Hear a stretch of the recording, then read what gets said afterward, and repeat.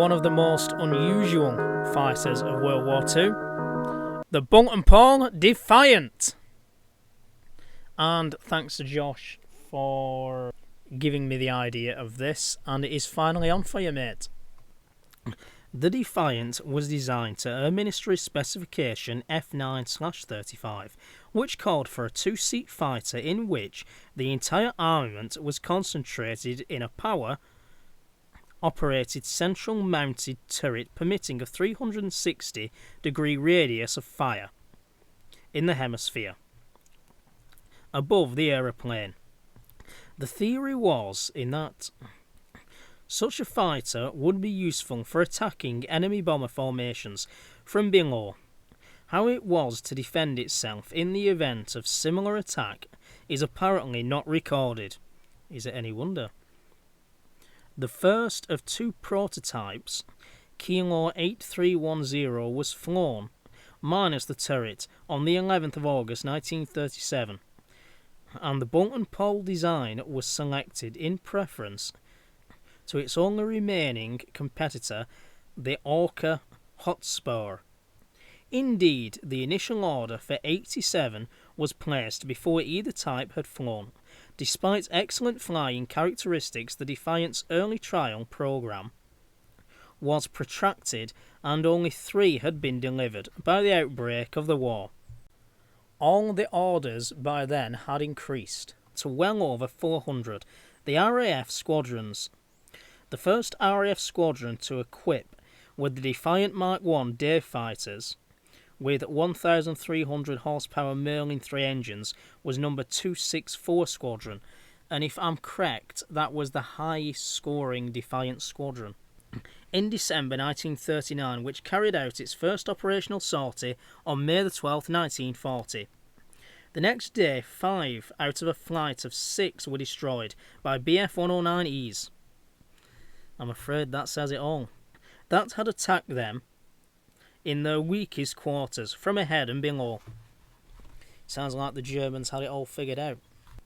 Then by flying mixed formations of Defiants and Hurricanes, to which the Defiant bore a considerable resemblance.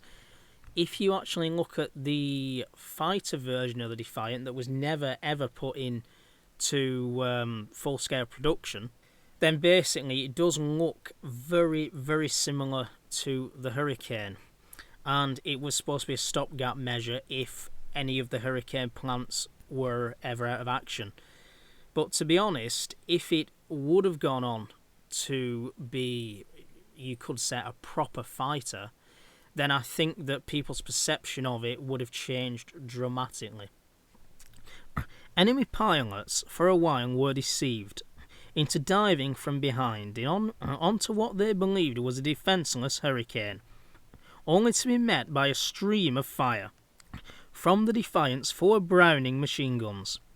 However, the effectiveness of this chase me so I can hit you policy was short-lived, and soon the Defiant was transferred to night fighting operations, equipped with the newly developed airborne interception radar, the Defiant Mark II, with AI Mark VI radar and Merlin XX engine, entered squadron service in September 1941, though in comparatively small numbers to the Mark I.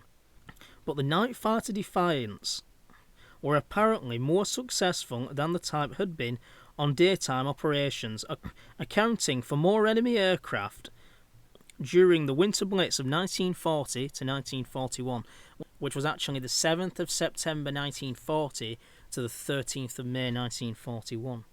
Than any other type. 207 Defiant 2s were built, compared to 713 Mark 1s. In 1942, however, the Defiant's role as a fighter ended. A number were transferred to air-sea rescue, training and other second-line duties. But the main task ahead of the aircraft was now that of a target tug. 140 Defiant 3s were manufactured without turrets for this role, in addition to which many more ex-fighter Mark 1s and 2s were converted to similar configuration. Defiant Delta Romeo 994 had the distinction of being fitted with the first ever Martin Baker ejection seat, with which the first dummy ejection trials were carried out in May 1945, and one other machine was later used for similar trials.